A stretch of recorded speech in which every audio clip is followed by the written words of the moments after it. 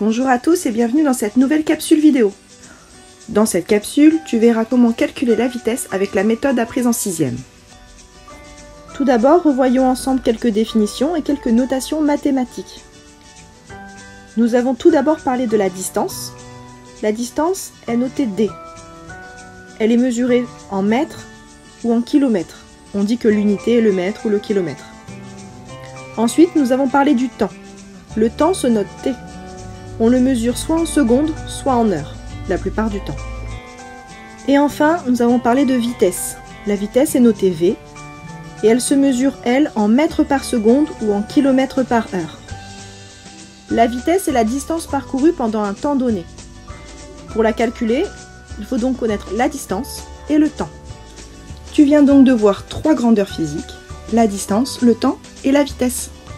Revoyons maintenant la méthode mathématique pour calculer la vitesse à l'aide de la proportionnalité. Il te faudra un tableau de proportionnalité avec la distance en kilomètres ou en mètres et le temps en heures ou en secondes selon l'exercice. Prenons l'exemple d'une voiture qui parcourt 250 km durant 5 heures. Si je souhaite trouver la vitesse de la voiture, il faut donc que je trouve la distance que celle-ci parcourt en 1 heure. Pour commencer, je dois placer le chiffre 250 km, qui est la distance parcourue par la voiture. Je place donc ce chiffre 250 sur la première ligne, puisque c'est la ligne de la distance. Enfin, pour les 5 heures, je la place sur la deuxième ligne, qui est la ligne du temps. Une fois cette colonne remplie, il va falloir trouver, pour calculer la vitesse, la distance parcourue par la voiture durant un temps égal à 1 heure.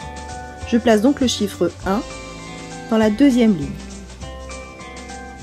Mon tableau est presque prêt. Comme il s'agit d'un tableau de proportionnalité, il faut que je trouve comment je passe de 5 heures à 1 heure. 5 heures divisé par 5 me donnera 1 heure. Donc il faut diviser par 5 dans la ligne du bas pour passer de la première à la deuxième colonne. Comme il s'agit d'un tableau de proportionnalité, si j'ai divisé en bas pour passer de la première à la deuxième colonne, il faut que je fasse la même opération mathématique en haut, c'est-à-dire diviser également par 5. Pour trouver la distance parcourue en 1 heure, je dois donc diviser le chiffre 250 par 5. En faisant 250 divisé par 5, j'obtiens le résultat 50.